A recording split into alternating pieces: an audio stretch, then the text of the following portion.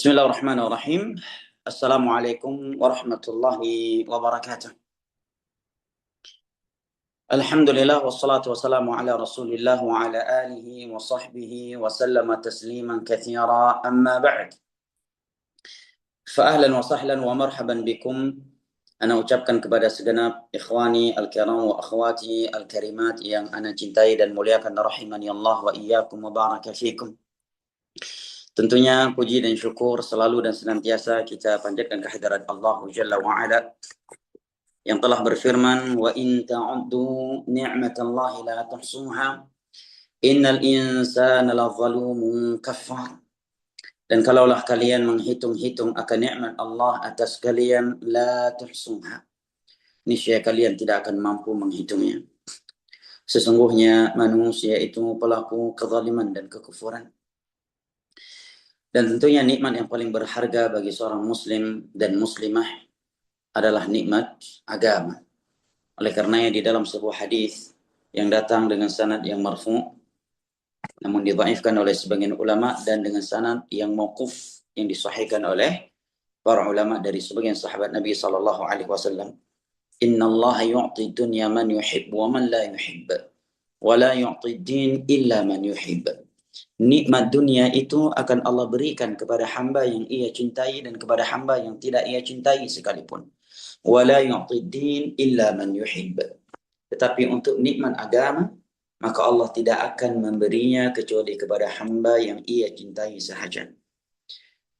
Dan tentunya jamaah yang dimuliakan Allah, pertemuan kita pada kesempatan kali ini dalam rangka thalabul ilm, atafaqquh fid din dan atawasi bil haqqi wa tawasi bis sabr di antara kita merupakan nikmat agama yang Allah anugerahkan kepada kita dan wajib kita syukuri.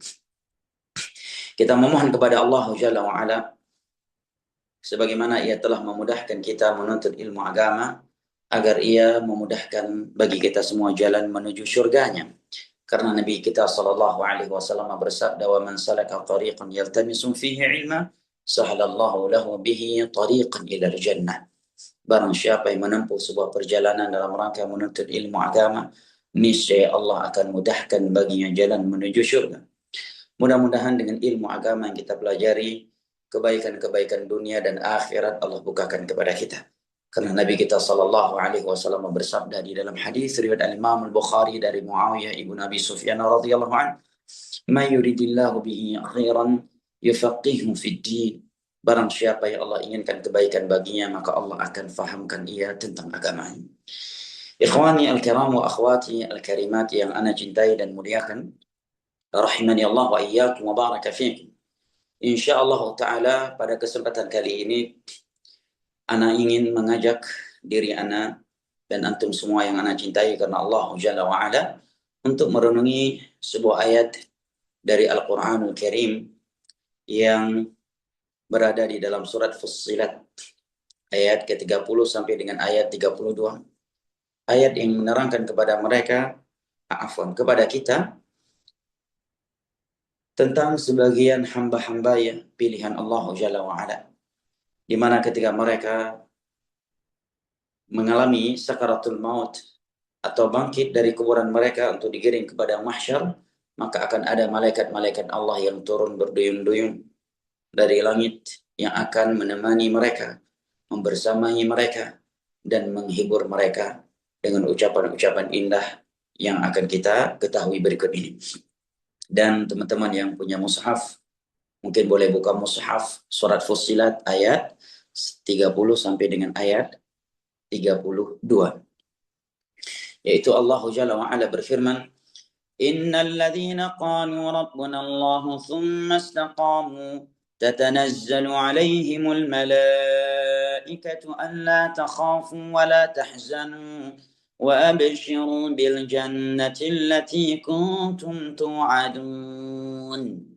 Sesungguhnya mereka yang berkata Rabb kami adalah Allah, mereka pun menjalankan perintah-perintah dan meninggalkan larangan-larangan, kemudian mereka istiqamah, maka malaikat-malaikat Allah akan turun berduyun-duyun kepada mereka, akan mengatakan kepada mereka, alla takhafu, engkau tidak usah takut terhadap apa yang akan menimpamu setelah ini, wala tahzanu, Janganlah bersedih terhadap harta, anggota keluarga, dan perkara dunia lainnya yang akan engkau tinggalkan. Wa abshiru, dan bergembiralah engkau dengan syurga yang telah dijanjikan kepadamu sebelumnya. Nahnu awliya'ukum fil hayatid dunya wa fil akhirah. Kami adalah wali-wali Allah untukmu di dunia dan di akhirat. Walakum fiha ma tashtahi anfusukum walakum fiha ma tad'un. Di dalam akhirat kalian akan mendapatkan apa saja yang diinginkan oleh jiwa kalian. Walakum fiha ma tad'un. Dan kalian akan mendapatkan apa saja yang kalian minta. Nuzulan min ghafurir rahim. Sebagai balasan pemulihan dari Allah yang Maha Pengampun lagi Maha Pengasih. Teman-teman sekalian, ikhwani al-karam wa akhwati al-karimat yang ana cintai dan muliakan rahimani Allah wa iyyakum wa baraka fikum. Mari kita simak penjelasan Asy-Syaikh Abdurrahman As-Sa'di rahimahullah taala di tafsir beliau Taisir Karimur Rahman, penjelasan beliau terhadap ayat ini. Beliau mengatakan yukhbiru ta'ala an awliya'ih. Di dalam ayat ini Allah Jalla wa Ala mengabarkan kepada kita tentang wali-walinya. Wali-wali Allah adalah mereka yang beriman dan bertakwa kepadanya. Karena di dalam ayat yang lain dari surat Yunus, Allah Jalla wa Ala berfirman, "Ala inna awliya Allah la khaufun 'alaihim wa la hum yahzanun."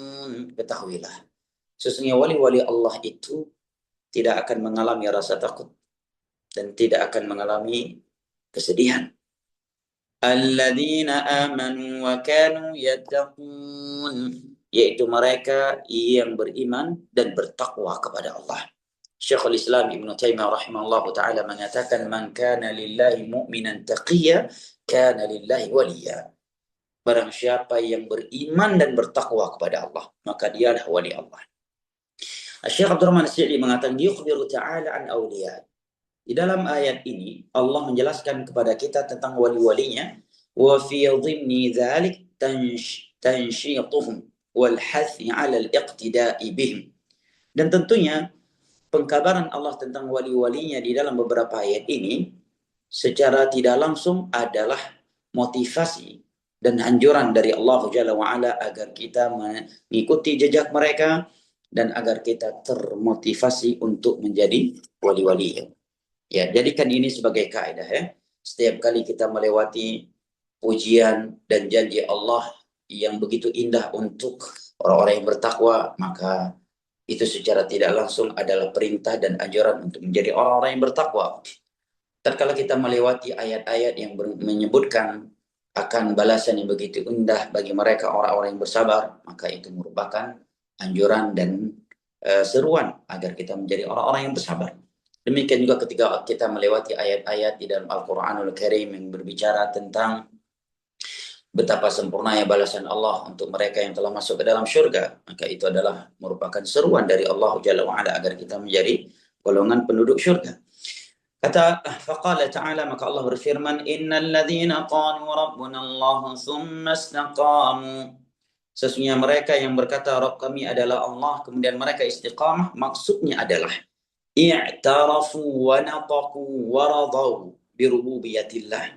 Mereka telah mengakui, mengucapkan dan ridho tentang keesaan Allah Jalla wa Ala di dalam mencipta, mengatur alam semesta ini, wastaslamu li amrih. Makna berikutnya, mereka berserah diri dan pasrah terhadap perintahnya. Semastaqamu ala siratin mustaqim. Kemudian mereka istiqamah di atas jalan Allah yang lurus. Ilman wa amalan. Mereka istiqamah secara ilmu dan secara amalan. Secara ilmu akidah maksudnya. Ya, mereka istiqamah di atas akidah yang sesuai dengan Al-Quran dan As-Sunnah. Walaupun badai-badai akidah menyimpang, datang silih berganti untuk memindahkan mereka dari akidah yang sesuai dengan Al-Quran dan As-Sunnah, mereka tetap istiqamah di atas akidah tersebut. Mereka istiqamah di atas keyakinan mereka, di atas pengetahuan mereka tentang Al-Quran dan As-Sunnah ala fahmi salafil ummah wa amalan. Ya, Yang kedua, mereka istiqamah dalam mengamalkannya. Falahumul busyra fil hayati dunya wa fil akhirah. Maka bagi mereka berita gembira di dunia dan di akhirat kelak. Tatanazzalu alaihimul malaikah. Turun berduyun-duyun kepada mereka para malaikat, kata beliau al-kiram, malaikat-malaikat yang mulia, yatakarraru nuzuluhum alaihim, di mana turun mereka silih berganti di antara para malaikat, mubasyirina lahum 'indal ihtidhar, yang akan menyampaikan berita gembira kepadanya di saat ia sedang mengalami sakaratul maut. Apa berita gembiranya? Alla takhafu, engkau tidak usah takut, ala ma yustaqbalu min amrikum, terhadap apa yang akan engkau alami setelah ini. Wala tahzanu, dan janganlah engkau bersedih. Maksudnya apa? Ala ma madha, terhadap apa yang telah berlalu. Kalau jangan takut terhadap apa yang akan terjadi. Ya. Dan jangan bersedih adalah terhadap apa yang telah berlalu. Fanafau anhum al-makruh al-madhi wal mustaqbal. Maka di dalam ayat ini Allah Jalla wa Ala telah memberitakan kepada kita bahwasanya hal dibenci yang telah berlalu dan yang akan datang tidak akan pernah dialami oleh mereka wali-wali Allah, orang-orang yang istiqamah di hadapan, jadi di atas agama Allah Jalla wa Ala. Mereka tidak akan mengalami sesuatu yang tidak mereka sukai, ya, baik yang telah berlalu maupun yang akan datang. Wa abshiru bil jannati allati kuntum tu'adun, dan bergembiralah kalian dengan surga yang telah dijanjikan kepada kalian. Fa innaha qad wajabat lakum wa thabatat, karena surga telah wajib untuk kalian. Wa kana wa'dullahi maf'uda, dan janji Allah itu pasti Allah realisasikan. Nahnu awliya'ukum fil hayati dunya wa fil akhirah. Kami adalah wali-wali kalian di dunia dan di akhirat. Kata Syekh Abdurrahman As-Sidi, wa yaquluna lahum ayatan muthabbitina lahum wa mubasysyirin.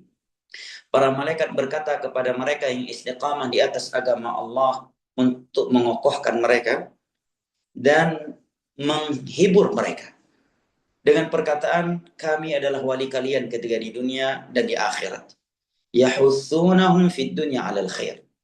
Karena para malaikatlah yang menganjurkan mereka melakukan kebaikan, yang selalu memotivasi mereka untuk melakukan kebaikan.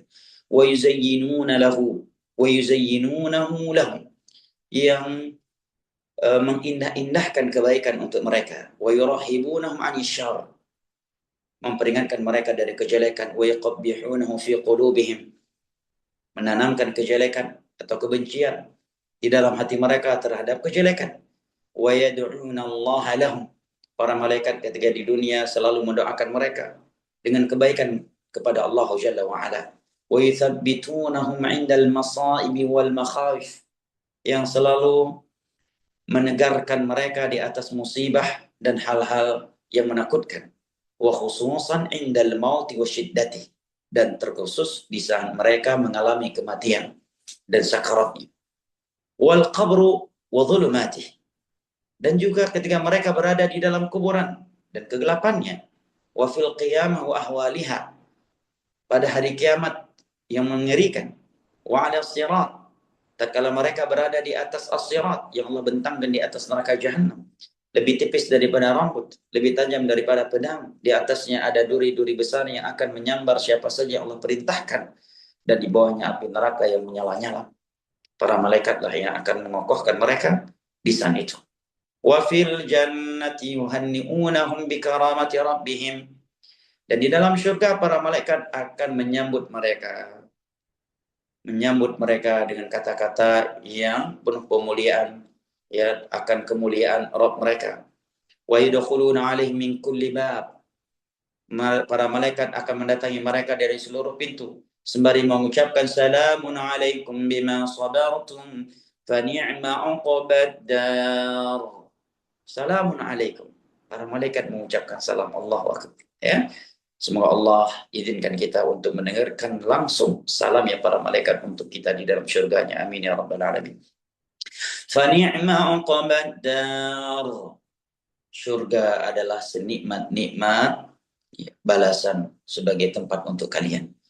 Wa yaquluna lahum aydan. Dan para malaikat juga akan berkata kepada mereka, walakum fiha. Dan bagi kalian di dalamnya, maksudnya fil jannah, di dalam syurga.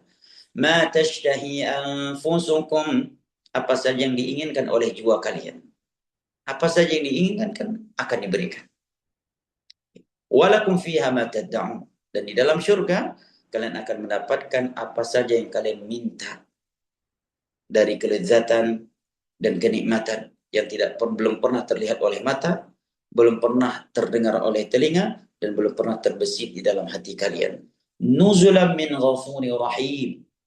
Ya, nuzulan sebagai balasan yang besar, nikmat yang abadi, pemulihan dan anugerah dari Allah yang Maha Pengampun, yang telah mengampuni dosa-dosa kalian. Karena andai kata dosa-dosa kita tidak diampuni oleh Allah, tentulah kita tidak pantas masuk ke dalam syurganya dan bertemu dengannya. Rahim, yang Maha Penyayang, Maha Pengasih untuk kalian, sehingga ia telah memberi taufik ya kepada kalian untuk melakukan kebaikan sebelumnya ketika kalian di dunia. Baik, ini penjelasan dari Syekh Abdurrahman As-Sa'di rahimahullahu taala terkait ayat 30 sampai dengan ayat 32 dari surat Fussilat tadi. Al-Imam dan penjelasan beliau ini sebenarnya adalah intisari dari penjelasan Al-Imam Ibnu Katsir terhadap ayat ini.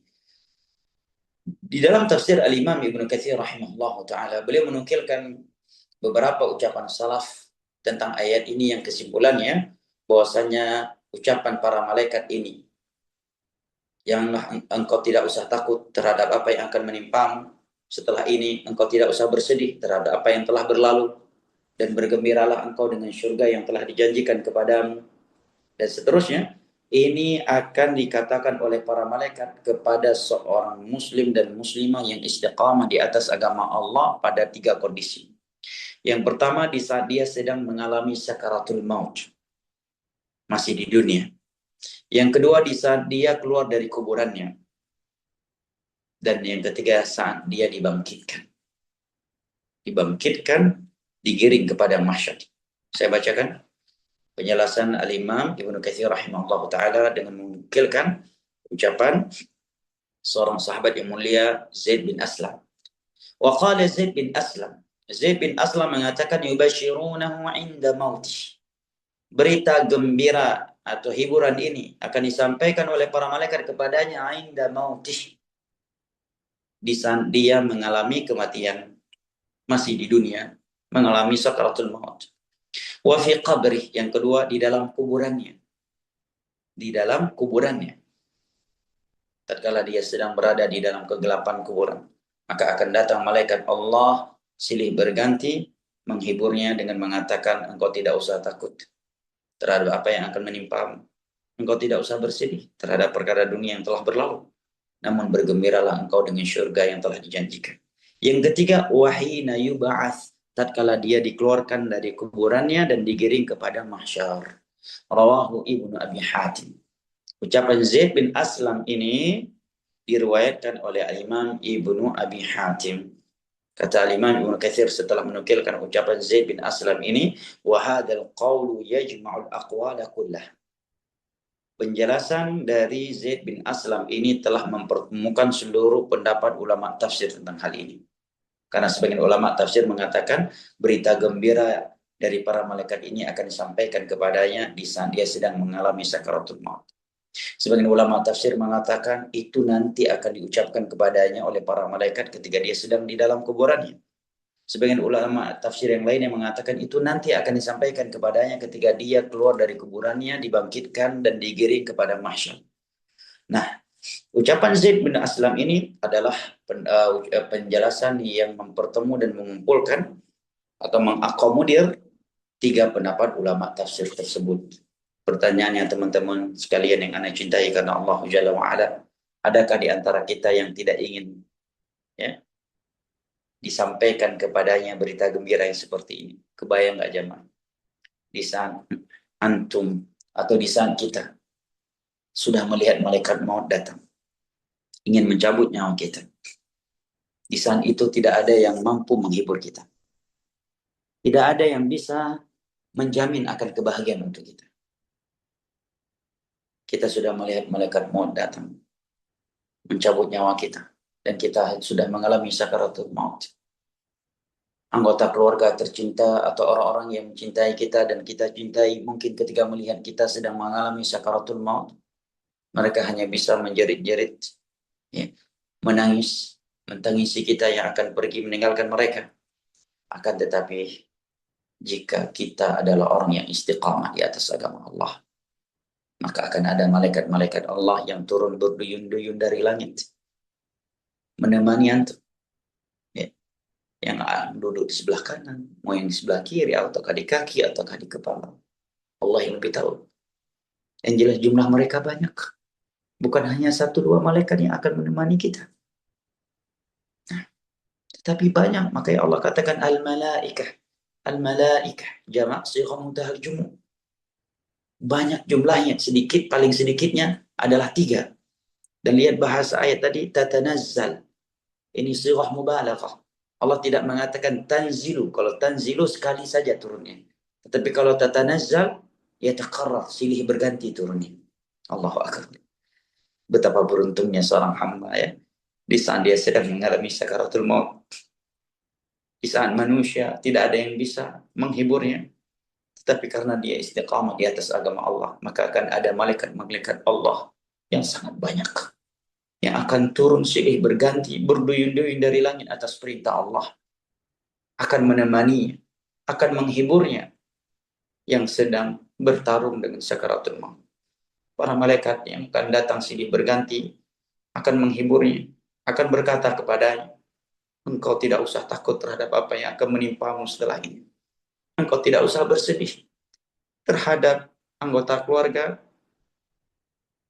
dunia yang akan engkau tinggalkan. Ini menerangkan kepada kita jamaah yang dimuliakan Allah. Seorang muslim dan muslimah ketika ia mati dan dia dalam keadaan istiqamah, ketahuilah, dia tidak akan mengalami kesedihan. Yang akan mengalami kesedihan adalah orang-orang yang masih hidup, yang akan ditinggalkan oleh dia. Yang akan ditinggalkan oleh dia. Jangan kita kira ketika ayah ibu kita meninggal, kita melihat atau menyaksikan ayah, ibu, anak, istri, atau suami anti sedang mengalami sakaratul maut, dia akan bersedih karena akan berpisah dengan anti. Ya. Atau antum akan bersedih karena akan berpisah dengan istri kita. Ya. Atau anak kita yang akan berpisah dengan kita lah. Yang bersedih kita yang ditinggalkan oleh. Adapun dia, akan ada malaikat yang mengatakan kepadanya, kamu tidak usah bersedih. Tidak usah sedih terhadap anggota keluarga dan harta yang akan engkau tinggalkan. Wa bisyiru. Tetapi bergembiralah engkau dengan syurga yang telah dijanjikan kepadamu. Nah, kami adalah wali-wali Allah untukmu ketika di dunia dan di akhirat. Di dalam syurga engkau akan dapatkan apa saja yang engkau inginkan. Dan apa saja yang minta. Demikian juga ketika dia sudah masuk ke dalam kegelapan kubur. Dan kita ketahui bahwa Nabi SAW mengatakan bahwasanya meskipun di dalam kuburan itu ada nikmat kubur bagi orang-orang yang beriman dan beramal saleh, akan tetapi untuk kegelapan dan kesempitan kuburan tidak ada satupun manusia yang selamat dari. Tidak ada satupun manusia yang selamat dari. Jamaah yang dimuliakan Allah, berada di dalam kegelapan kamar tidur saja, kegelapan kamar hotel dan sebagainya, itu mengerikan. Apalagi kegelapan di dalam kuburan. Akan tetapi, jika kita adalah orang yang istiqamah di atas agama Allah, kita tidak akan sendirian di dalam kegelapan kuburan. Akan ada malaikat-malaikat Allah yang datang dan turun berduyun-duyun dan silih berganti dari langit. Atas perintah Allah yang akan menemani kita dan menyampaikan kepada kita, wahai hamba Allah, engkau tidak usah takut terhadap apa yang akan menimpamu setelah ini. Engkau tidak usah bersedih terhadap dunia yang engkau lalui. Dan bergembiralah engkau dengan syurga yang telah dijanjikan kepadamu. Demikian juga ketika ia dibangkitkan dari kuburannya. Dalam keadaan tidak berpakaian sehelai benang pun. Dalam keadaan tidak beralas kaki. Dan dalam keadaan tidak tersunat. Matahari didekatkan jarak 1 mil darinya. Bahkan ketika Nabi SAW bersabda di dalam hadis dari Imam Al-Bukhari dari Aisyah radhiyallahu anha, "Yuhsyarun nasu hufatan uratan ghurla." Pada hari kiamat nanti manusia akan dibangkitkan dalam keadaan telanjang bulat, tidak beralas kaki dan tidak tersunat. Aisyah sempat bertanya, "Ya Rasulullah, ar-rijalu wan nisa?" Wahai Rasulullah, apakah wanita dan laki-lakinya demikian? Tidakkah membuat sebagian mereka melihat kepada aurat sebagian yang lainnya? Maka Nabi Shallallahu Alaihi Wasallam menjawab, Ya Aisyah, al-amru asyaddu min dhalik. Wahai Aisyah, kondisi hari kiamat itu sangat mengerikan, sangat genting. Mereka tidak lagi memikirkan yang demikian.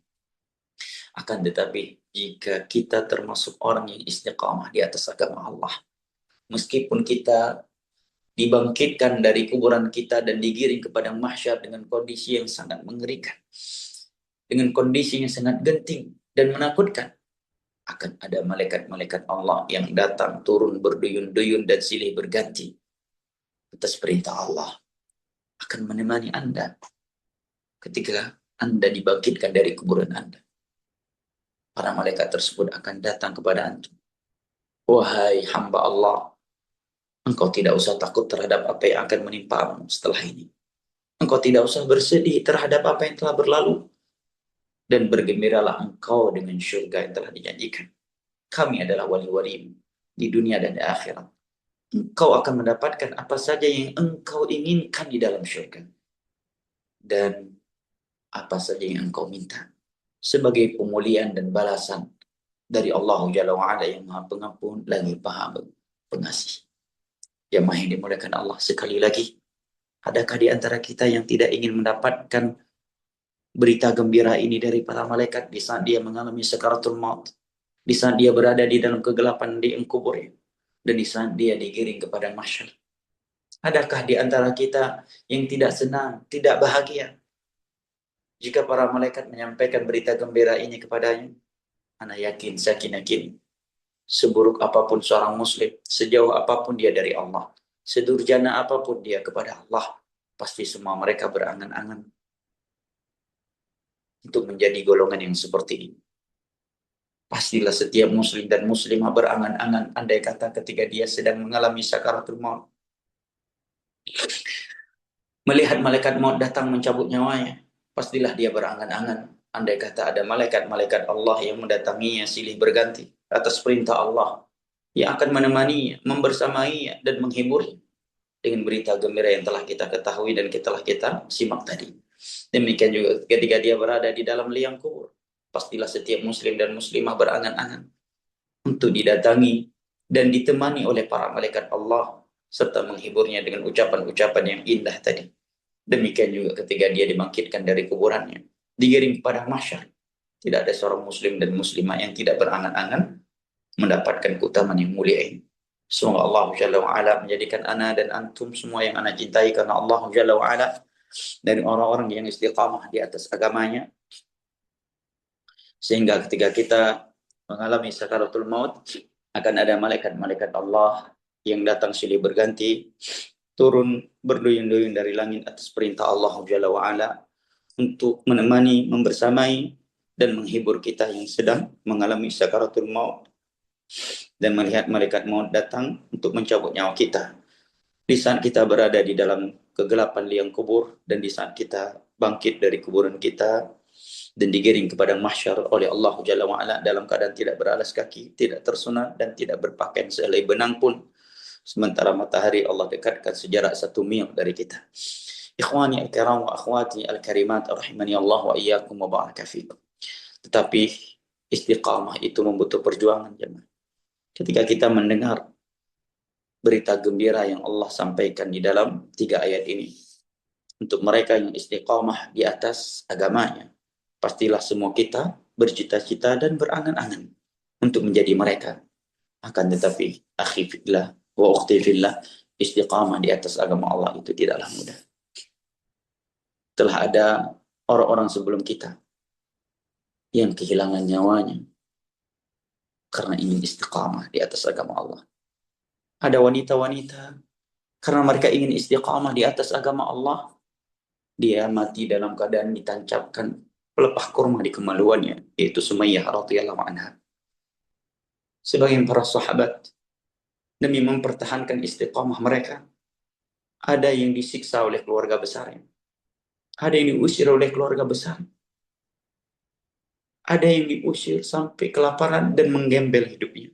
Sahabat yang bernama Mus'ab bin Umair, seorang pemuda yang berasal dari keluarga besar yang kaya raya, yang sebelumnya dengan kehidupan yang hedon dan serba mewah, menggunakan parfum istimewa, tidaklah beliau keluar dari rumahnya kecuali orang sudah mengetahui bahwa yang keluar atau yang datang adalah Mus'ab bin Umair karena parfumnya yang mahal. Namun begitu beliau mengikuti sunnah Rasulullah Sallallahu Alaihi Wasallam, beliau pun diusir oleh keluarga besar.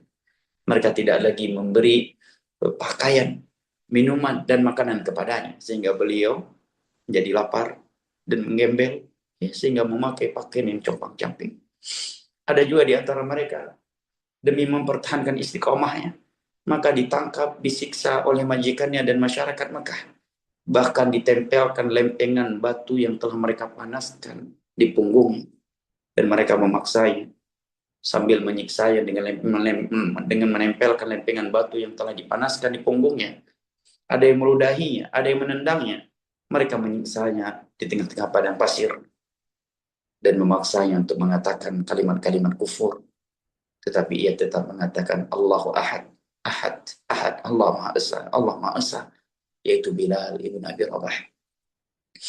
Sebagian mereka jamaah yang dimuliakan Allah, ada yang harus hijrah, meninggalkan keluarga besar, negeri, hartanya. Bahkan sebagian mereka hijrah dengan menyeberangi Laut Merah yang begitu ganas dengan sampan-sampan kecil. Ada yang dengan istri dan anak bayi seperti Ummu Habibah, para sahabat dan para sahabat yang lainnya. Kemudian setelah itu dari mereka ada yang hijrah ke Madinah. Demikian juga sebagian mereka diuji dengan kemiskinan. Bahkan Nabi kita Shallallahu Alaihi Wasallam pernah berulang kali mengikat perutnya dengan batu. Dalam keadaan demikian beliau tetap ikut menggali parit di perang Khandaq. 2 bulan penuh dapur seluruh ibunda kita tidak ngebul, tidak ada yang bisa mereka olah untuk mereka makan. Sehingga Urwah bin Zubair bertanya kepada Aisyah, apakah yang ibunda makan saat itu? Maka ibunda Aisyah menjawab, yang kami makan saat itu, wahai ponakanku, hanyalah air putih dan kurma. Selama 2 bulan hanya itu yang kami makan. Hanya saja terkadang ada keluar tetangga Ansar yang datang mengantarkan susu untuk kami. Nah, Nabi Shallallahu Alaihi Wasallam dan kaum muslimin demi mempertahankan keistiqomahan mereka, mereka pernah diblokade selama 3 tahun lamanya di dalam lembah Bani Hashim di Mekah saat itu. Selama 3 tahun tersebut tidak ada makanan dan minuman yang keluar yang datang dari luar, sehingga sahabiah yang sedang menyusui bayi mereka, keringan ASI mereka, bayi mereka kehausan, kelaparan, sehingga menangis merong-rong dan suara tangisan bayi mereka terdengar ke kota Mekah. Sampai-sampai sebagian kaum musyrikin ada yang protes kepada Abu Jahal dan Abu Lahab, mengatakan kita belum pernah sekejam dan sebengis ini. 3 tahun mereka diblokade di dalam sebuah lembah tanpa makanan dan minuman yang masuk dari luar. Sehingga Nabi Shallallahu Alaihi Wasallam, Ibunda Khadijah, atau para sahabiah lainnya harus memakan dedaunan yang ada di dalam lembah Bani Hashim 3 tahun lamanya. Demikian juga di masa dahulu, Nabi Shallallahu Alaihi Wasallam menceritakan ada sebagian orang ditangkap, kemudian kulitnya dikupas hidup-hidup dan badannya digergaji dengan gergaji, tetapi tidak membuatnya meninggalkan agama Allah Jalla wa'ala. Di dalam hadis Bukhari dan Muslim disebutkan suatu ketika Nabi Shallallahu Alaihi Wasallam sedang duduk senderan di Ka'bah, datanglah sahabat yang mulia Khubbab ibn al-Arad radhiyallahu anhu mengatakan, ya Rasulullah, ala tad'u lana, ala tad'u Allah lana, ala tastansiru lana, wahai Rasulullah, tidakkah engkau mendoakan pertolongan kepada Allah untuk kami? Tidakkah engkau berdoa kepada Allah untuk kami, ya Rasulullah? Maka Nabi Shallallahu Alaihi Wasallam menjawab, wahai Khubbab bin al-Arad, sungguh telah ada dari umat terdahulu karena dia mengikuti ajaran Nabi yang diutus kepadanya saat itu. Dia ditangkap oleh kaumnya, kemudian dikupas kulitnya hidup-hidup, kemudian didatangkan gergaji, diletakkan di atas di kepalanya, kemudian dia digergaji sehingga tubuhnya terbelah menjadi dua. Ma yasudduhu dzalika an dinih, tetapi tidak membuatnya meninggalkan agamanya. Teman-teman sekalian, sekali lagi istiqamah membutuhkan perjuangan. Istiqamah berat. Ya, apalagi bagi kita yang sedang hidup di akhir zaman, yang datang sudah lebih dari 1000 tahun. Lebih dari 1000 tahun setelah wafatnya Nabi Shallallahu Alaihi Wasallam, kita sudah berada di sebuah zaman yang penuh dengan pemutarbalikan fakta. Yang hak menjadi batil, yang batil menjadi hak. Kita telah berada di sebuah zaman di mana kesyirikan lebih dicintai daripada tauhid, di mana bid'ah lebih dominan daripada sunnah, dan pelaku maksiat lebih dikagumi daripada ahli ibadah. Bahkan Nabi Shallallahu Alaihi Wasallam jauh hari telah bersabda di dalam hadis riwayat Imam Tirmidzi dari Anas bin Malik radhiyallahu anhu, "Sayati 'ala an-nasi zamanun as-sabiru fihim 'ala dinihi kal qabidhi 'ala al-jamr." Akan datang suatu masa nanti di mana orang yang berpegang teguh dengan agama, bersabar di atas tauhid, bersabar di atas sunnah, dia akan merasakan itu seperti menggenggam bara api. Dan di dalam riwayat yang lain, Nabi katakan, lil amilil wahidi minhum ajru khamsina rajulan. Pahala salah satu dari mereka saat itu 50 pahala dari para sahabat Nabi sallallahu alaihi wasallam.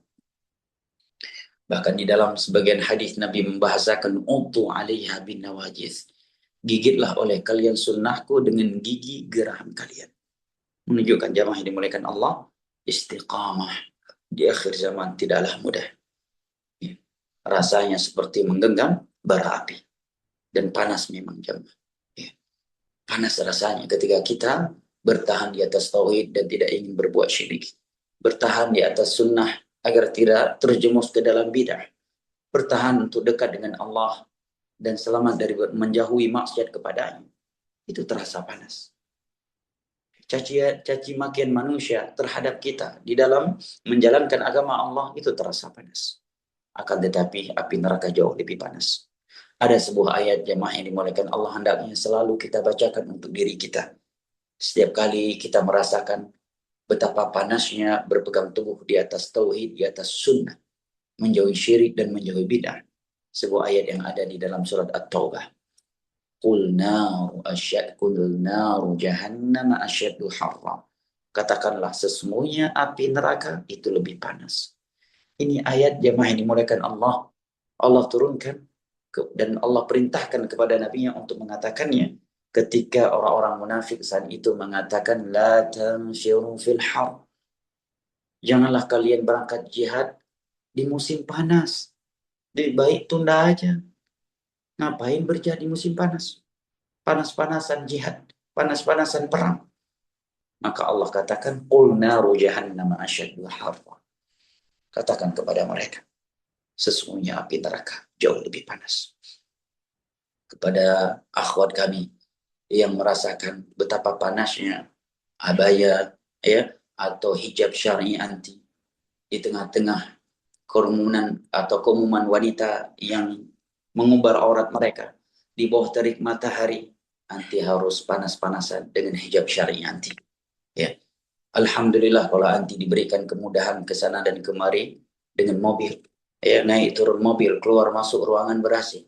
Bayangkan sebagian wanita ke sana dan kemari adalah dengan becaknya, dengan sepeda motornya, bahkan ada yang harus berjalan kaki di bawah terik matahari dengan hijabnya yang syar'i dan di tengah-tengah kaum wanita yang mengumbar aurat mereka. Dia akan merasakan panas yang konkret dan panas yang abstrak.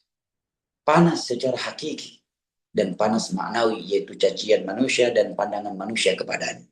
Akan tetapi, katakanlah, qul naru jahannama asyaddu harra. Api neraka itu jauh lebih panas. Ketika kita merasakan betapa panasnya cacian manusia kepada kita karena kita tidak ingin bertahan di atas tauhid, tidak ingin berbuat syirik, karena kita tidak ikut nimbrung ke dalam ritual-ritual bid'ah demi mempertahankan sunnah Nabi Shallallahu Alaihi Wasallam, ketika anti ingin menjalankan perintah-perintah Allah dan meninggalkan larangan-larangannya, kita akan merasakan betapa panasnya kondisi tersebut. Ya. Maka katakan kepada diri kita, qul naru jahannama asyaddu harra. Sesungguhnya api neraka jauh lebih panas. Ya. Berapa lama sih kita di dunia ini? Anggaplah kita diuji oleh Allah dengan kemiskinan. Kita diuji oleh Allah dengan caci makian manusia. Kita diuji oleh Allah dengan fitnah manusia yang begitu keji terhadap kita. Paling lama kita hidup cuma 60 sampai 70 tahun. Anggaplah paling lama 100 tahun ya, Mak. Sementara satu hari di akhirat paling pendeknya seperti 1000 tahun di dunia ini. Wa inna yawman 'inda rabbika ka'alfi sanatin mimma ta'udun. Satu hari di sisi Rabb seperti 1000 tahun di dunia ini. Bahkan di akhirat ada hari-hari di mana satu harinya Allah katakan khamsina alfasana. Seperti 50.000 tahun di dunia ini. Dan sementara adab yang paling ringan di dalam neraka adalah 2 bara api yang Allah letakkan di bawah kaki seorang hamba lantas meleleh dan mendidih otaknya. Sehingga dia menyangka bahwa dirinya adalah penghuni neraka yang paling keras siksaannya. Sementara dia adalah penghuni neraka yang paling ringan siksaannya. Hadis riwayat Imam Al-Bukhari dari Nu'man bin Bashir radhiyallahu anhu. Sehingga membuat orang-orang kafir di masa itu sebelum mereka dimasukkan ke dalam neraka, masih di padang mahsyar, mereka sudah berkata, ya wa yaqulul kafiru ya laitani kuntu turaba. Seluruh orang kafir pada hari itu akan berkata, aduhai andai kata aku hanyalah debu yang berterbangan ketika di dunia. Karena mereka mengetahui bahwa debu meskipun tidak masuk surga, tetapi tidak akan masuk neraka. Setelah Allah perlihatkan kepada mereka kisos yang Allah tegakkan di antara hewan dengan hewan yang lainnya, kemudian setelah mereka melakukan kisah sesama mereka, maka Allah katakan kepada hewan-hewan yang ada di pada masyar san itu, kuni turaba, menjadi debulah kalian. Maka mereka pun mengatakan, ya laitani kuntu turaba. Aduhai andai kata aku hanyalah debu yang berterbangan. Ikhwani al-kiram wa akhwati al-karimat rahimani Allah wa iyyakum wa baraka fikum. Ada beberapa kaidah penting terkait istiqamah dan diterangkan oleh Syekh Abdul Razak hafizahullah taala di dalam sebuah kitab beliau yang berjudul Ashru Qawaid fil Istiqamah. 10 kaidah tentang istiqamah. Saya bacakan dengan ringkas dan langsung saya terjemahkan untuk menghemat waktu, dan setelah itu insya Allah kita masuk ke sesi tanya jawab. Yang pertama kata beliau, tanamkan di dalam hati engkau bahwa istiqamah itu adalah anugerah ilahi dan nikmat dari Allah yang wajib kita syukuri. Ini penting. Kenapa? Karena terkadang syaitan datang memberi bisikan kepada kita. Kenapa ya? Terlalu cepat kenal sunnah, ya. Apalagi sebagian orang ya, seakan dia menyesal. Kenapa terlalu cepat hijrah? Orang lain mah, walaupun udah hijrah Ustaz, tapi mereka udah sempat kaya Ustaz. Mereka hijrah, mereka tahu riba, meninggalkan riba. Setelah mereka udah punya rumah Ustaz, udah punya mobil, udah punya usaha ini dan itu Ustaz. Sementara anak hijrah dari riba dalam keadaan belum punya rumah Ustaz, belum punya mobil Ustaz, belum punya ini dan belum punya itu Ustaz. Ini namanya menyesal terlalu cepat istiqamah. Ini namanya menyesal terlalu cepat hijrah. Lebih buruk dari itu adalah menyalahkan istiqamah di atas agama Allah karena sebagai nikmat dunia yang hilang dan dia pernah memilikinya sebelum istiqamah, maka sebagian orang langsung menyalahkan keistiqamahan. Ya. Semenjak saya mengenal sunnah, berpegang teguh dengan sunnah ini, jabatan saya hilang, karir saya rusak, harta saya berkurang, ya, ujian datang bertubi-tubi, dulu saya punya ini, dulu saya punya itu. Atau menyalahkan keistiqamahan di atas agama Allah karena sebagian dunia yang dia inginkan dan dia belum berhasil memperolehnya. Coba kalau saya nggak seistiqomah ini Ustadz, mungkin jabatan saya akan lebih bagus. Coba kalau saya tidak seistiqomah ini Ustadz, mungkin saya lebih kaya dari sekarang. Ya, dan sebagainya. Mungkin karir suami saya akan lebih bagus. Ini namanya menyesal. Terlalu cepat istiqomah. Ini namanya ya, menyalahkan keistiqomahan. karena atas hilangnya sebagai nikmat dunia yang pernah ia miliki sebelumnya, atau nikmat dunia yang ia inginkan dan belum berhasil dia peroleh. Semestinya seorang muslim itu bersyukur kepada Allah. Karena istiqamah itu adalah anugerah ilahi yang paling mahal. Jamaah ini dimulakan Allah. Andai kata seorang mati dan dia sebagai orang termiskin di muka bumi ini, saking miskinnya dia mati dalam keadaan tidak berpakaian sehelai benang pun, tidak beralas kaki. Dia mati dalam keadaan lapar. Andai kata ada yang seperti itu, kata sebagian para ulama di antara Syekh Utsaimin dalam Aqidah Wasithiyah, tetapi dia mati dalam keadaan istiqamah, maka demi Allah dia telah mati di atas sesuatu yang lebih mahal daripada dunia beserta isi. Dia adalah orang yang paling bahagia karena syurga adalah tempatnya.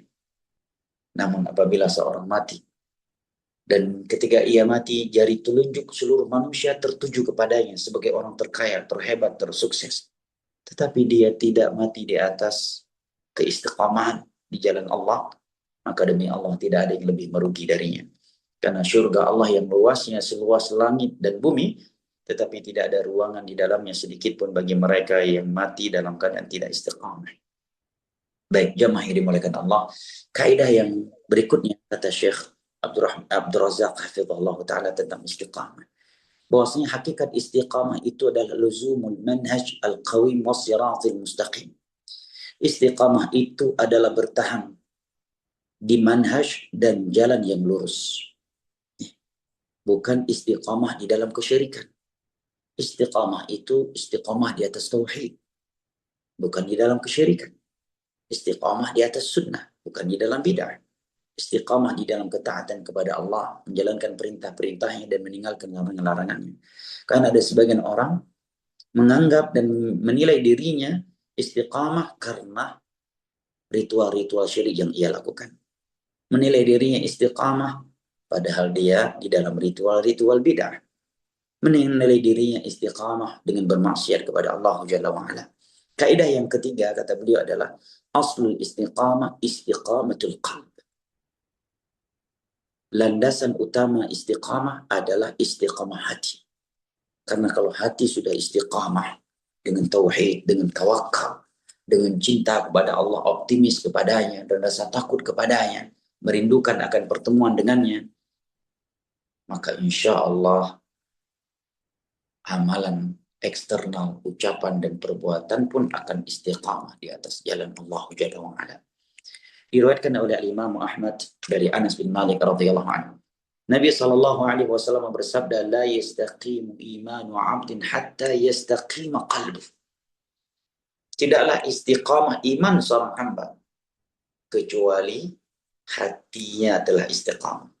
Insya Allah kalau hati kita selalu istiqamah dalam mencintai Allah, istiqamah di dalam merindukan akan pertemuan dengan Allah, istiqamah di dalam mengharapkan ampunan Allah, mengharapkan rahmatnya, istiqamah ya di dalam rasa takut kepadanya ketika kita seorang diri, istiqamah di dalam keikhlasan, istiqamah di dalam bertawakal kepada Allah Jalla wa'ala, maka akan istiqamah pula lisan kita dengan ucapan-ucapan yang baik, dan akan istiqamah pula anggota tubuh kita dengan ibadah-ibadah yang Allah cintai dan menjauhi maksiat kepadanya.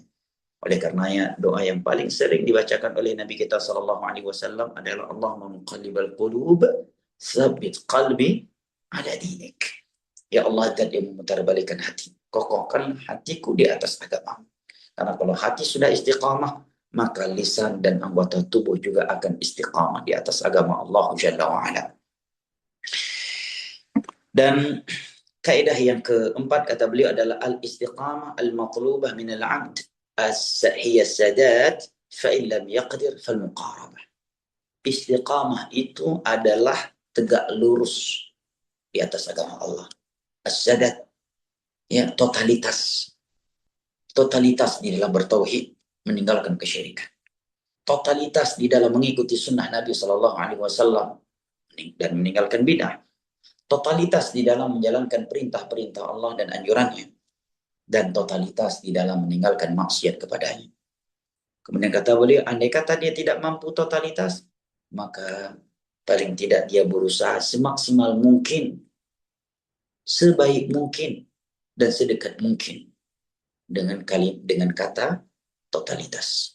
Oleh karenanya di dalam hadis yang diriwayatkan oleh Imam Al-Bukhari dari Abu Hurairah radhiyallahu anhu, Nabi mengatakan inna dina yusr, agama ini mudah. Wala yushaddad dina ahadun illa ghalabah. Dan tidaklah seseorang bersikap ghulu ekstrem di dalam beragama kecuali ujung-ujungnya dia akan KO di dalam beragama. Fasaddidu, maka istiqomahlah secara totalitas. Waqaribu, dan waqaribu. Waqaribu ini berusaha semaksimal mungkin untuk berada di garis kebenaran. Wa abshiru, kalau kalian demikian maka bergembiralah kalian. Karena bagaimanapun kita berupaya istiqamah totalitas jamaah ini dimuliakan Allah, kita adalah anak Adam yang jatuh bangun di dalam dosa. Ada kalanya kita semangat dengan semangat yang luar biasa, dan ada kalanya terkadang kita futur. Ya. Namun kapan kita mampu totalitas, walaupun hanya sesaat, berusahalah setotalitas mungkin di dalam istiqamah. Ya. Atau kalau sedang tidak mampu totalitas, maka waqarib, sedekat mungkin engkau dengan kata totalitas. Semaksimal mungkin engkau berusaha di atas tauhid, menjauhi syirik, di atas sunnah, meninggalkan bid'ah di dalam ibadah kepada Allah dan meninggalkan maksiat kepadanya. Nabi SAW sendiri memerintahkan Ali bin Abi Thalib untuk mengucapkan doa ini, Allahumma hdini wa saddidni, ya Allah berikanlah aku hidayah dan sadidni, jadikanlah aku hamba yang sadid, yang sadat. Sadat itu kata Syekh, antusibas sunnah, engkau benar-benar berada di dalam as-sunnah.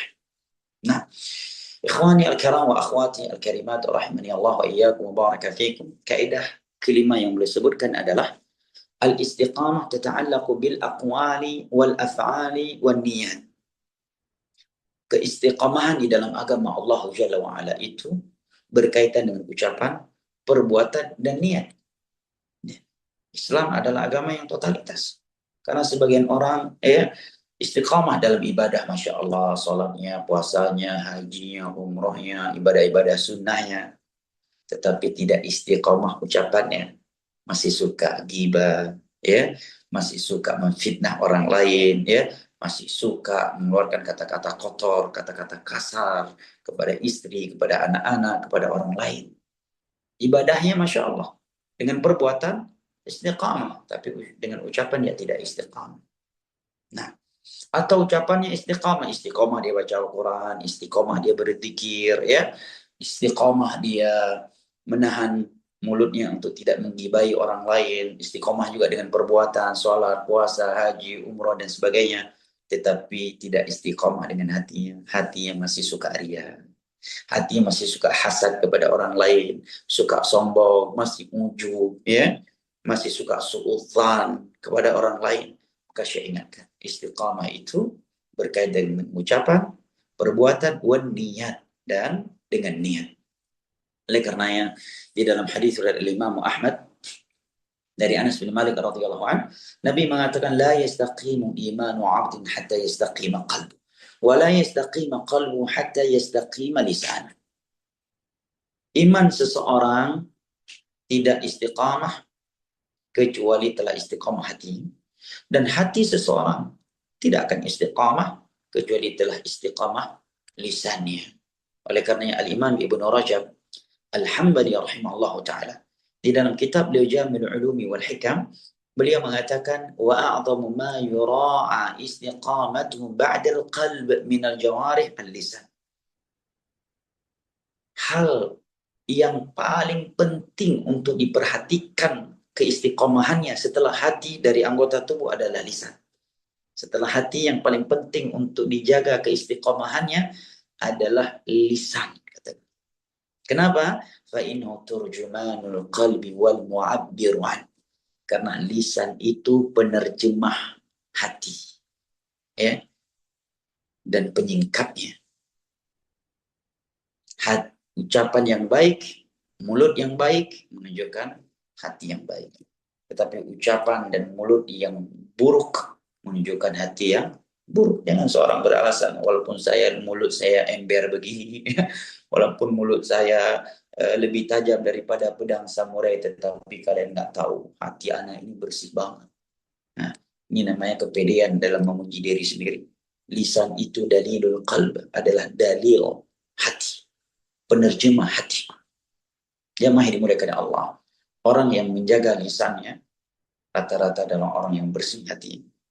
Dan jika lisannya sudah terjaga, maka menjaga anggota tubuh jauh lebih mudah.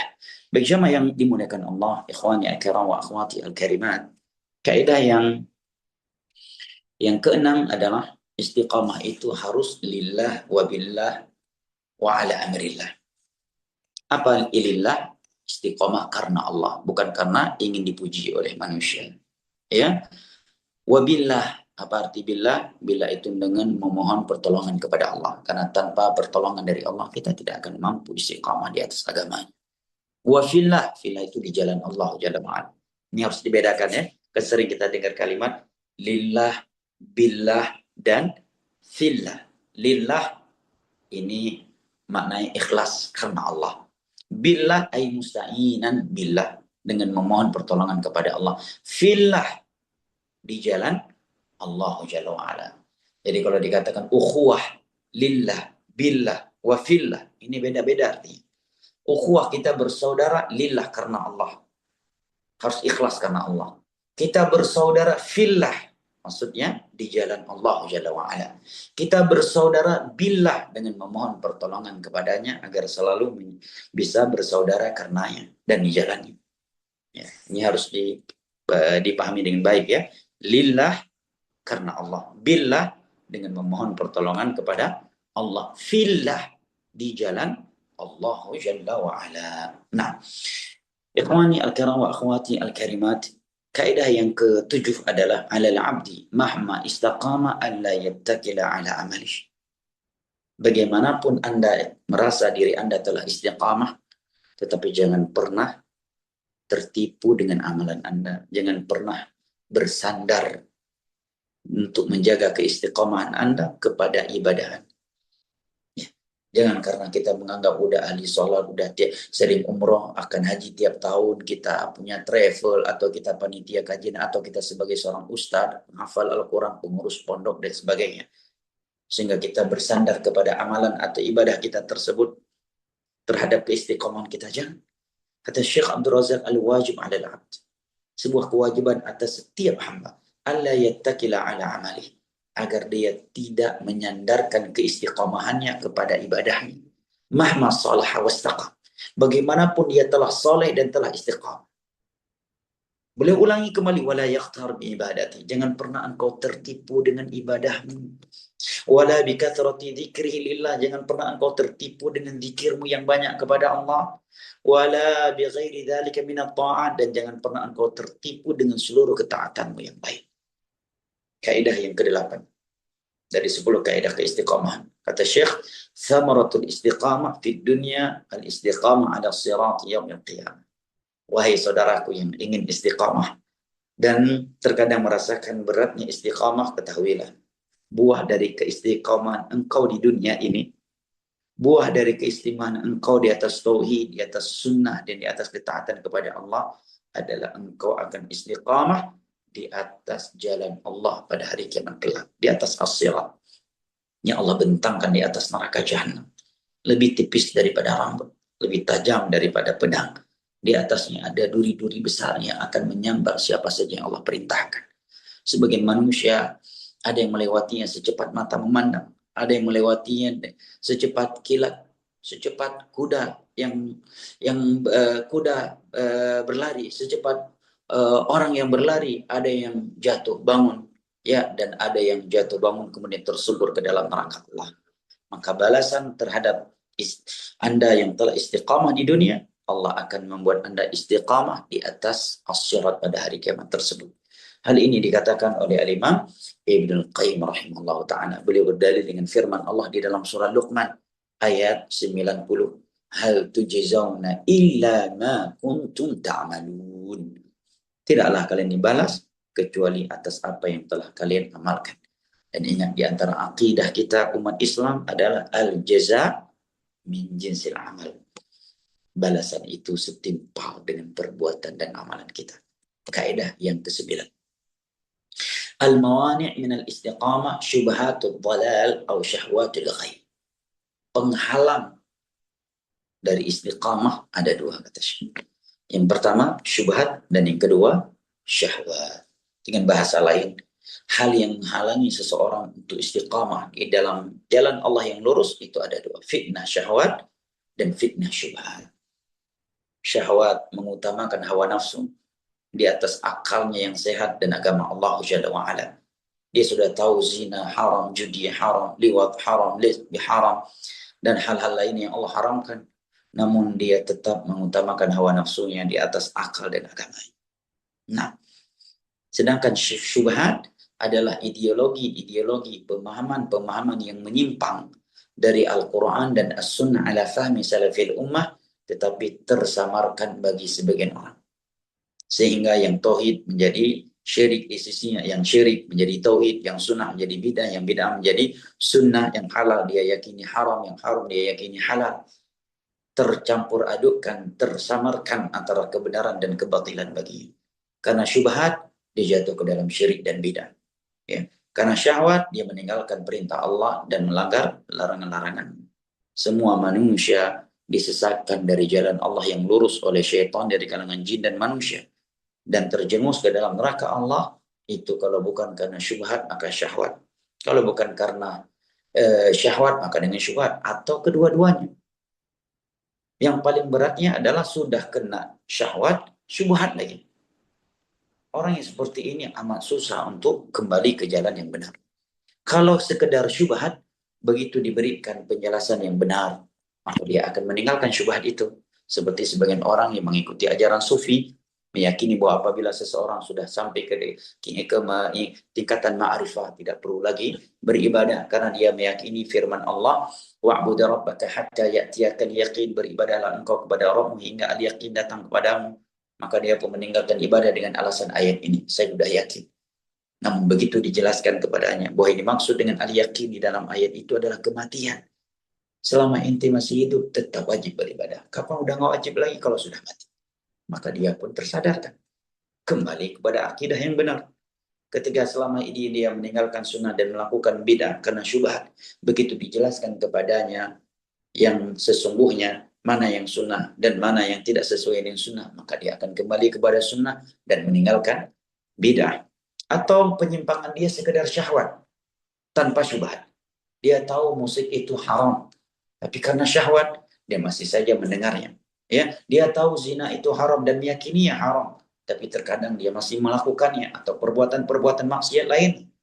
Ini masih lebih mudah untuk dinasihati dan dikembalikan ke jalan Allah yang lurus ketimbang orang yang sudah bertemu syubhat dan syahwat.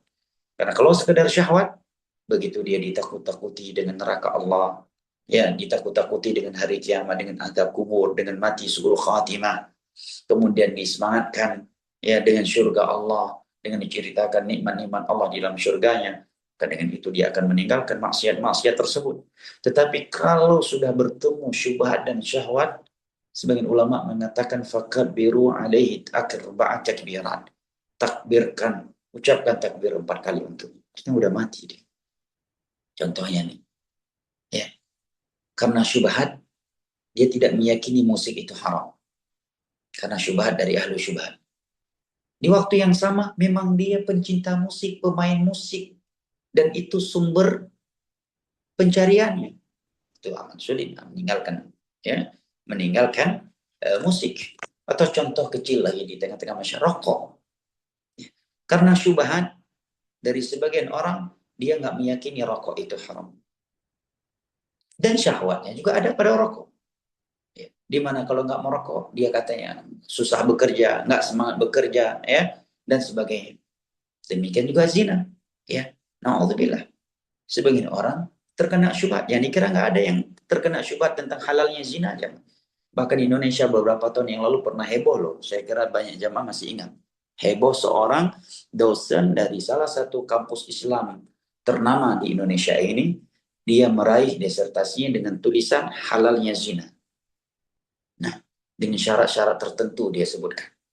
Ya, selama tidak melanggar hak asasi manusia katanya. Nasallallahu alaihi. Bahkan anak pernah ceritakan, oh dulu sebelum ditutup dan dibubarkan tempat alokasi perzinahan di Surabaya, alhamdulillah semoga menjadi sumber pahala jariah buat ibu wali kota Surabaya sebelumnya. Anak pernah diceritakan oleh beberapa ustadz. Itu malam Jumat ada jadwal pengajian untuk para PSK. Sebagian kiai ada yang menyampaikan kepada mereka bahwa kalian bisa saja tidak berdosa, bahkan bisa mendapatkan pahala dengan pekerjaan kalian ini apabila kalian melakukannya ikhlas karena Allah, dengan niat menyelamatkan anak kalian dari kelaparan, dengan niat menyelamatkan kaum laki-laki dari tindakan pemerkosaan. Dengan adanya kalian, akhirnya mereka nggak akan melakukan tindakan pemerkosaan. Syarat berikutnya, kalian tidak mengambil suami orang, ya, yang berikutnya, kalian banyak bersedekah dengan uang kalian ini, sehingga banyak orang terbantukan dengan uang kalian. Bisa jadi kalian nggak berdosa, bahkan mendapatkan pahala karena niat-niat yang baik itu. Ya, Anda masih ingat ini diceritakan oleh seorang ustadz kepada Anda di tahun 2010 atau 2011. Ada orang, bayangkan. Ya, dari satu sisi dia kena syubhat bahwa perbuatan perzinahan dia, pekerjaan dia sebagai PSK itu tidak haram. Di sisi lain memang ada syahwat di situ. Dia menyukainya, ya, karena nikmat sementara yang semu, dapat uang, dan dia berada di zona aman. Maka bagaimana mungkin dia akan meninggalkannya? Syubhat ada, syahwat juga ada. Nah, dan kaidahnya jamaah yang dimulakan Allah, yang menyelamatkan seseorang dari syubhat adalah ilmu. Tetapi yang menyelamatkan seseorang dari syahwat itu bukan ilmu, tetapi sabar. Waja'alna minhum a'immatan yahduna bi amrina lamma sabaru wa kanu bi ayatina yuqinun. Ya, orang paling berilmu adalah orang yang paling selamat dari syubhat. Tetapi orang yang paling selamat dari syahwat bukan orang yang paling berilmu, tetapi orang yang paling sabar. Dan bisa jadi orang awam lebih sabar daripada orang yang berilmu. Ikhwan dan akhwat lebih sabar daripada ustaz. Ya. Makanya ya tepat saja jika ada yang mengatakan fitnah syahwat tidak mengenal manhaj. Fitnah LGBT tidak mengenal syahwat. Nah, betapa banyak orang berilmu tapi LGBT, na'udzubillah min dzalik. Ya, bahkan anak pernah mendapati beberapa kasus seorang dai khutbah Jumat. Kalau dia khutbah Jumat, orang mudah sekali menangis. Berbicara tentang tauhid, tentang sunnah, tetapi dia pelaku LGBT. Ya, pernah dinasihati oleh beberapa syekh agar dia tidak lagi berdakwah. Ya, tidak boleh diberikan panggung untuknya. Bahkan terakhir dapat berita tertangkap dengan pasangan laki-lakinya di kamar sebuah masjid umum, ya, di salah satu provinsi di Indonesia ini. Sementara banyak orang yang dia bukan penuntut ilmu, justru lebih selamat dari perbuatan itu. Nah, oleh karena para ulama mengatakan yang menyelamatkan seseorang dari syubhat atau mengangkat dia dari syubhat yang dia telah berada di dalamnya adalah ilmu.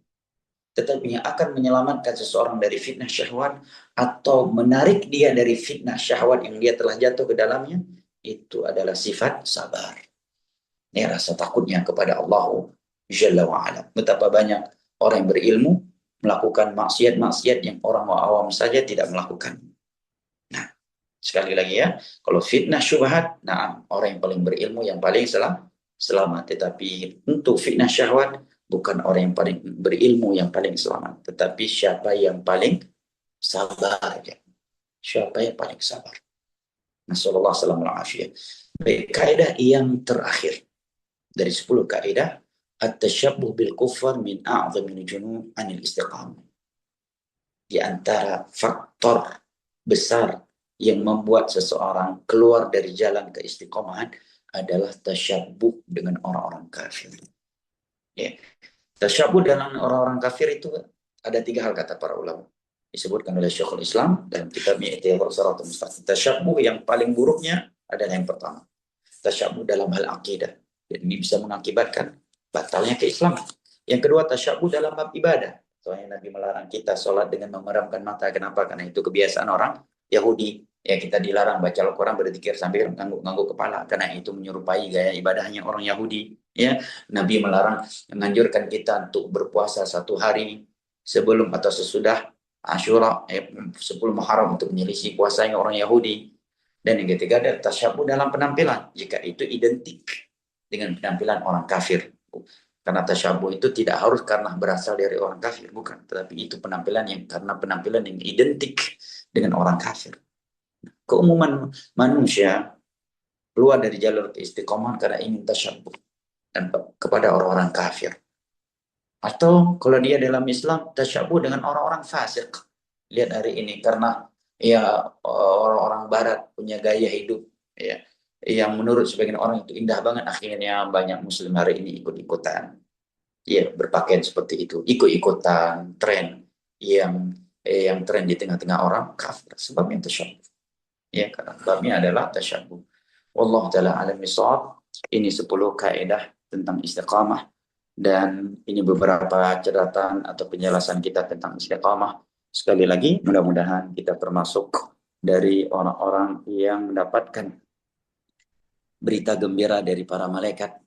Engkau tidak usah takut terhadap apa yang akan menimpa, engkau tidak usah bersedih terhadap apa yang telah berlalu, dan bergembiralah engkau dengan syurga yang telah dijanjikan kepadamu.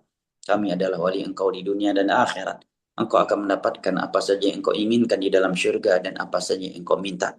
Mudah-mudahan Allah mengizinkan kita untuk mendengar berita gembira yang disampaikan oleh para malaikat ini di saat kita sedang mengalami sakaratul maut, di saat kita berada di dalam kegelapan liang kubur, dan di saat kita bangkit dari kuburan kita digiring kepada mahsyar. Amin ya rabbal alamin.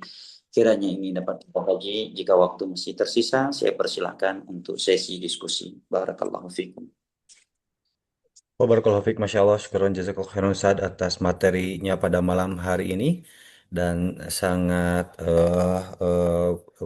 apa namanya sangat menggugah sekali untuk kita semua untuk agar tetap istiqomah gitu ya, dan tentu saja untuk menambah amal-amalan kita sebagai bentuk bekal kita untuk menghadapi sakaratul maut.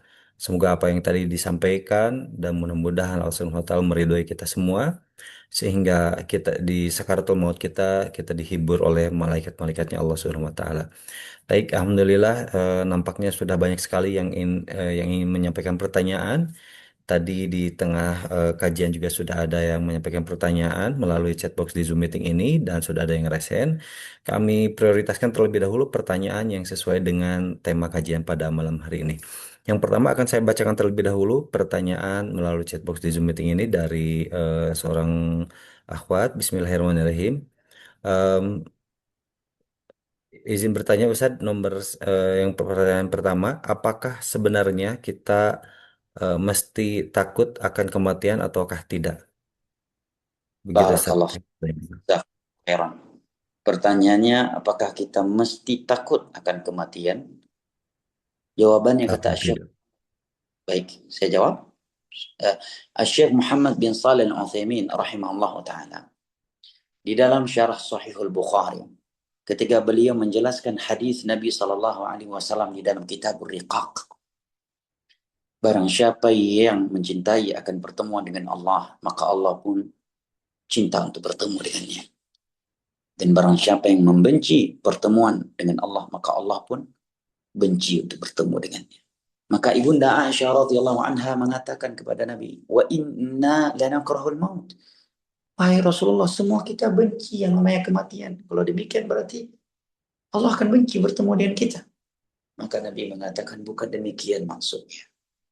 Maksudnya adalah apabila seorang mukmin mengalami sakaratul maut, maka akan datang para malaikat menyampaikan berita gembira tadi kepadanya. Maka tiada yang lebih ia cintai saat itu selain apa yang akan dia dapatkan dari nikmat kubur, dan tidak ada yang lebih dia cintai selain daripada ingin segera bertemu dengan Allah, maka Allah pun ingin bertemu dengannya. Sementara orang kafir atau hamba yang banyak maksiatnya, ketika dia mengalami sakaratul maut, maka dia akan mengalami rasa takut yang luar biasa. Maka tidak ada yang lebih dia benci kecuali apa yang akan terjadi setelah itu, dan akan pertemuan dengan Allah, maka Allah pun benci untuk bertemu dengannya. Nah, ketika beliau Syekh Muhammad bin Shalih Al-Utsaimin menjelaskan hadis ini, beliau mengatakan bahwa benci kepada kematian yang sifatnya manusiawi ini tidak masuk dalam keumuman hadis ini dengan penjelasan dari Nabi tadi. Bahkan kata beliau tidak ada manusia di dunia ini yang tidak membenci yang namanya kematian. Ya, bahkan hewan sekalipun takut dan benci akan kematian. Bahkan para sahabat saja Allah katakan kutiba alaikumul qitalu wa huwa kurhul lakum, telah diwajibkan kepada kalian berperang jihad, dan jihad itu tidak kalian sukai karena dengan berjihad kalian akan terluka, ya, kalian akan tersiksa, kalian akan mati. Ya, selama takut kepada kematian dan kebencian kita kepada kematian tidak menjadi sebab kita lebih memprioritaskan dunia daripada akhirat, tidak menyebabkan kita meninggalkan perintah Allah dan melanggar larangan-larangannya, maka artinya sebatas manusiawi itu dimaklumi di dalam Islam dan tidak diperkarakan. Barakallahu fiik. Nah, Wa barakallahu fiik Ustaz, jazakallahu khairan atas penjelasannya. Pertanyaan yang kedua masih dari penanya yang sama. Apakah kita boleh menyantuni anak-anak yatim untuk kebutuhan sehari-hari hingga sekolahnya? Apabila anak yatim itu beserta keluarganya mengikuti ajaran Islam yang menyimpang dari ajaran Rasulullah SAW. Jazakumullah khairan baik. untuk eh, jawabannya Ustaz. Ya, boleh-boleh saja, walaupun dia berada di atas mungkin dalam akidah atau manhaj yang menyimpang, selama dia masih seorang muslim, berhak dan masuk dalam anjuran, keumuman anjuran Nabi untuk memperdulikan anak yatim selama bantuan kita kepadanya tersebut, ya, tidak membuatnya semakin menyimpang dari agama Allah. Ya. Karena Allah berfirman, wa ta'awanu 'alal birri wat taqwa. Saling tolong menolonglah kalian di atas kebajikan dan ketakwaan. Namun Allah ingatkan, wala ta'awanu 'alal ismi wal 'udwan.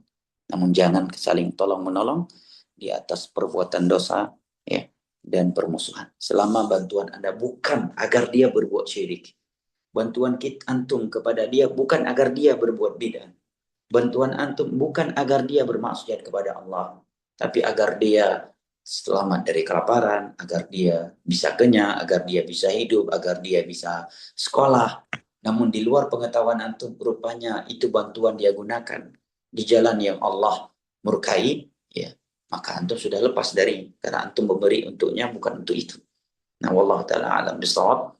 Wala ilmu inna Allah. Sebagaimana kita memberi uang jajan kepada anak kita, rupanya di luar pengetahuan kita, dia beli rokok, dia gunakan untuk nonton hal-hal yang tidak baik ditonton oleh seorang muslim dan muslimah, ya tentunya dosanya bukan atas kita, atas diri. Barakallahu fiik. Allah yahfazak. Wa barakallahu fiik Ustaz. Baik, setelah eh, menyampaikan pertanyaan, dua pertanyaan dari chatbox. Saat ini giliran bagi jemaah yang ingin bertanya melalui tombol raise hand. Kami persilahkan. Di sini ada Akhi Leo Andrian yang sudah raise hand. Ya, jazakallah khair. Assalamualaikum warahmatullahi wabarakatuh. Waalaikumsalam warahmatullahi wabarakatuh. Ahlan wa sahlan wa marhaban bika ya akhi Layu Andrian. Barakallahu fiik. Ustaz, tadi perkataan yang cukup lazim ya Ustaz ya di masyarakat, bahwa mungkin kata-kata saya aja nih yang tajam, tapi hati saya sebenarnya baik, seperti itu Ustaz ya. Nah, sebenarnya ini tidak sinkron dengan Ustaz, sebagaimana yang antum tadi bilang bahwa lisan itu adalah penerjemah daripada hati Ustaz ya. Nah, yang pertanyaan yang ada di ana itu adalah, apakah ini ada dalil Ustaz, baik Al-Quran maupun Sunnah Ustaz ya, yang eksplisit menjelaskan bahwa ya memang lisan itu adalah penerjemah dari hati. Nah, Gitu Ustaz. Jazakallah. barakallahu fiik. Pertanyaan sangat bagus. Dalilnya tadi telah kita baca hadis dari Imam Ahmad dari Anas bin Malik radhiyallahu anhu. Nabi mengatakan, ya tidaklah iman seorang istiqamah sampai hatinya istiqamah, dan tidaklah hatinya istiqamah sampai, ya, lisannya istiqamah.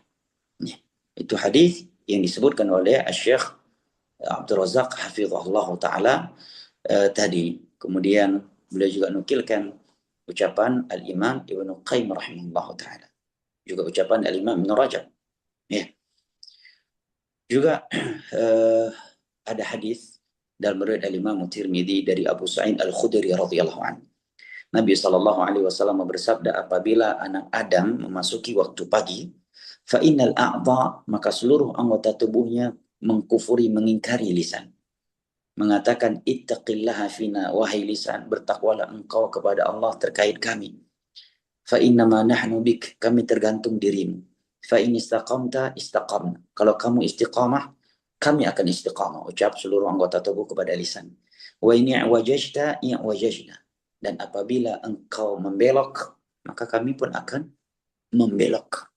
Nah, ini dalil yang ini beberapa hadis yang dijadikan dalil oleh para ulama, di antaranya tadi Syekh Abdul Razak dan juga sebelumnya tentunya Al-Imam Ibnu Qayyim rahimahullah taala, bahwa lisan penerjemah, ya, penerjemah hati, ya, penerjemah hati. Nah, ucapan Al-Imam Ibnu Rajab yang beliau keluarkan dari hadis riwayat Imam Ahmad dari Anas bin Malik radhiyallahu anhu tadi. Barakallahu fiik, wallahu a'lam bishawab. Allah barik. Silakan, ada dua lagi itu ya, Abu Yahya atau Baik, ini ada yang raise hand dua, kami persilahkan. Untuk selanjutnya tadi itu urutannya ya. Yang pertama itu tadi Abi Yahya yang pertama, kemudian yang kedua Akhil Leo. Untuk itu kami persilakan dulu kepada Abi Yahya. Assalamualaikum warahmatullahi wabarakatuh. Waalaikumsalam warahmatullahi wabarakatuh. Ahlan wa sahlan wa marhaban bika ya akhi Abi Yahya. Aba Yahya. Abi Yahya, Ustaz. Aba Yahya yang benar. Barakallah. Ustaz, saya dulu pertanyaannya dulu, saya ini pernah kena syubhat Ustaz, dari seorang dosen gitu ya. Dosen dosen agama gitu ya. Dia mengatakan bahwa Salam itu sama dengan Assalamualaikum gitu. Sehingga dulu saya pernah ngucapin juga ke dosen non Muslim. Nah, itu bagaimana Ustaz? Hukumnya bagaimana? Saya dosa nggak kira-kira? Baik, barakallahu fiik. Ada sebuah di dalam. Nah, sudah, barakallahu Yang fiik. kedua, munafik apa enggak? Satu lagi Ustaz, ada Ustaz. Nah, untuk mengetahui kita ini munafik atau enggak itu kira-kira caranya gimana Ustaz? Itu saja Ustaz. Ya. Assalamualaikum warahmatullahi wabarakatuh. Warahmatullahi wabarakatuh. Adapun jawaban untuk pertanyaan antum yang pertama telah dijawab oleh Allah di dalam ayat di awal-awal surat Al-Ahzab. Allah berfirman, لا جناح عليكم فيما أخطأتم به ولكن ما تعمدت قلوبكم. Kalian tidak akan diperkarakan oleh Allah atas pelanggaran agama yang kalian lakukan karena ketidaktahuan sebelumnya. Nah, itu jawabannya. Jika waktu itu antum mengucapkannya karena antum meyakini itu tidak melanggar agama, sebatas ilmu yang antum dapatkan karena syubhatan itu, maka itu tidak akan menjadi dosa. Anggaplah kita melakukan sebuah pelanggaran dan kita berilmu, kemudian bertobat, maka di dalam Islam, orang yang bertobat itu seperti orang yang tidak melakukannya. Barakallahu fiik. Adapun yang kedua, bagaimana seseorang mengetahui dirinya munafik? Yang pertama, dengan kita mengetahui definisi munafik. Munafik itu ada dua, munafik besar dan munafik kecil. Munafik besar adalah mereka yang memperlihatkan kecintaan terhadap Islam, tetapi di hati mereka menyembunyikan kebencian terhadap Allah, kebencian kepada Nabi Muhammad, dan kebencian terhadap Islam ini. Ini adalah orang-orang munafik yang Allah katakan, innal munafiqina fid darkil asfali minan nar. Orang-orang munafik itu berada di kerak api neraka. Yang kedua adalah kemunafikan kecil yang tidak membatalkan Islam, mengeluarkan seorang dari Islam, tidak pula mengekalkannya di dalam neraka Allah Jalla wa Ala. Apa itu? Nabi sebutkan di antaranya adalah thalathun. Man kunna fihi kana munafiqan ma'luman nifaq. Ada tiga hal. Barang siapa yang memilikinya maka dia adalah munafik murni. Yang pertama, idza haddatsa kadhib. Kalau dia berbicara dia berdusta. Wa idza tumina khana. Apabila ia diberi amanah maka dia berkhianat. Wa idza wa'ada akhlaf. Dan apabila dia berjanji dia ingkari janji. Dan yang keempat, Ya, dalam riwayat yang lain ditambahkan yang keempat, apabila khasam fajar, kalau dia berselisih, bertikai, maka dia bersikap dengan sikap yang melampaui batas. Ya, di antara tanda munafik juga adalah seorang riya. Di antara tanda diri seorang itu munafik juga adalah merasa aman dari kemunafikan. Hasan al-Basri mengatakan, ma khawfahu illa mu'min wa ma aminahu illa munafiq. Tidak ada yang selalu khawatir dirinya sebagai munafik kecuali mukmin sejati. Dan tidak ada yang merasa aman dari kemunafikan kecuali munafik. Baik, barakallahu fikum. Yang Baik. terakhir, yang ini Ibu, siapa ini Ibu? Sepertinya udah angkat tangan Ibu dari tadi. Syarifah Mursyida ya. Baik. Pertanyaan terakhir kami persilakan Ibu Syarifah Mursyida yang sudah raise hand. Assalamualaikum warahmatullahi wabarakatuh, Ustadz. Waalaikumsalam warahmatullahi wabarakatuh. Ahlan wa sahlan wa marhaban, Bu. Silakan, Bu. Iya, Ustadz, senang sekali bisa bertemu Ustadz di malam hari ini. Saya dari Lok Semawe, Ustadz. Yang ingin saya tanyakan ini, Ustadz. Kita kalau ke tempat orang meninggal, jenazah masih ada, Ustadz. Terus kita kan nggak baca apa-apa selain kita sudah mendoakan jenazah itu, Ustadz. Kemudian selama ini saya membaca, Ustadz, la ilaha illallah wahdahu la syarikalah, lahul mulku wa lahul hamdu yuhyi wa yumitu wa huwa hayyun daimul la yamutu biyadikal khair wa huwa ala kulli syai'in qadir. Sebaiknya kita baca apa, Ustaz, kalau masih ada jenazah itu di rumah kita, Ustaz? Atau kita ke tempat orang lain, jenazah itu masih ada di rumah. Demikian, Ustaz. Barakallahu fikum. Assalamualaikum warahmatullahi wabarakatuh. Barakallahu fikum. Jazakillahu khairan. Apa yang Ibu bacakan tadi, Anda tidak mengetahui dalilnya, namun secara umum itu zikir ya, bukan doa ya. Doakan memohon sesuatunya. Kalau mau ditanyakan hal apa yang bisa kita doakan, maka diantaranya bisa kita doakan dengan doa yang Nabi doakan ketika beliau menjenguk jenazah Abu Salamah. Saat itu Abu Salamah wafat dan Nabi datang melihat matanya masih terbuka. Maka Nabi pun menutup kedua matanya dan mengatakan innal aina innar ruha idza qubidat tabi'adha al-basar. Ruh ketika dicabut maka mata akan mengikutinya. Kemudian Nabi mendoakan Abu Salamah, Allahumma ighfir li Abi Salamah warfa' darajatah waj'alhu fil 'illiyin. Ya Allah, ampunilah dosa-dosa Abu Salamah dan tinggikanlah dia derajatnya dan bersamakanlah dia bersama nabiyyin, siddiqin, syuhada dan salihin illiyin. Nah, barakallahu fiik. Allah yahfazak. Baik. Alhamdulillah pertanyaan demi pertanyaan sudah dijawab oleh Ustaz Zana Farhan hafizahullah, dan di akhir kajian, sebelum di akhir kajian kami mohon maaf yang sebesar-besarnya, tadi masih ada tersisa dua penanya. Insya Allah akan kita sampaikan pertanyaannya di kajian esok bersama Al Ustaz Ali Hasan Babazir hafizahullah taala di kajian Sirah Nabi Sallallahu Alaihi Wasallam. Sebelum dipungkas, Ustaz mohon menyampaikan nasihat penutup di kajian pada malam hari ini. Tafadhol ya Baik. Ustaz. Alhamdulillah. Yang pertama kita bersyukur kepada Allah atas terlaksananya kajian malam ini. Ana tadinya khawatir sudah tidak terkejar kajian malam ini karena baru saja landing dan baru tiba di rumah dari Safari Dakwah Semarang, Boyolali dan sekitarnya. Alhamdulillah tadi jam 7 lebih sudah tiba di rumah, maka kita bersyukur kepada Allah atas terlaksananya kajian ini. Yang kedua, kita berterima kasih kepada semua teman-teman, khususnya para panitia dan siapa saja yang telah menjadi sebab terselenggarakannya kajian yang seperti ini. Semoga ini menjadi pahala jariah untuk kita semua. Yang terakhir kesimpulannya adalah tentang keutamaan istiqamah. Berita gembira dari Allah untuk mereka yang istiqamah hingga akhir hayatnya. Dan kita telah mengetahui 10 kaidah tentang istiqamah dari kitab Syekh Abdul Razak hafizahullah ta'ala tadi. Maka mudah-mudahan kita mati dalam keadaan istiqamah. Allahumma muqallibal qulub tsabbit qulubana ala dinik. Rabbana la tuzigh qulubana ba'da idh hadaitana wa hab lana min ladunka rahmah innaka antal wahhab.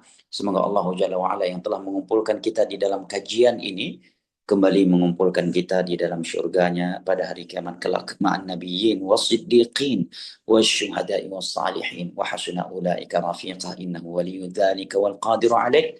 Uhibbukum fillah wa jazakumullahu khairan wa baraka fikum. Subhanakallahumma bihamdika asyhadu an la ilaha illa anta astaghfiruka wa atubu ilaik. Wassalamualaikum warahmatullahi wabarakatuh. Waalaikumsalam warahmatullahi